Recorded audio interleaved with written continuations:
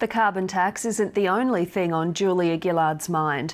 The Indonesian president has arrived in Darwin for bilateral talks on trade, aid and asylum seekers. Australia has indicated it may give more help to Indonesia to bolster its efforts to stop boats departing. Karen Binney reports. A close neighbour has dropped in for a visit.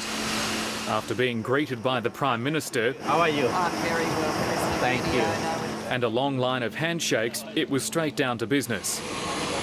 Australia's signed over 4 C-130s to Indonesia. It's also, of course, very important that not only does Australia have a capacity to render humanitarian assistance and disaster relief, but that also we help Indonesia to lift its own capability and capacity. The leaders will hold formal talks tomorrow. One of the items on the agenda is asylum seekers and how to reduce the number of people leaving Indonesia for Australia.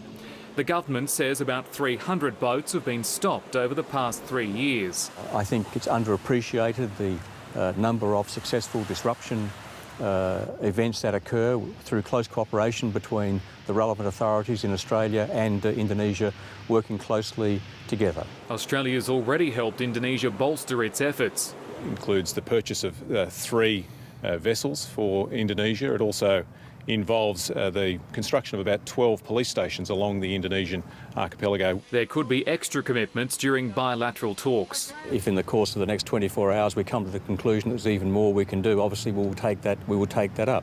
3 boats have arrived in 3 days, but Labor's indicated the biggest challenge for the government isn't doing a deal with Indonesia. It's getting a deal with the Coalition or the Greens to give Australia a border protection policy. Karen Binney, ABC News, Canberra.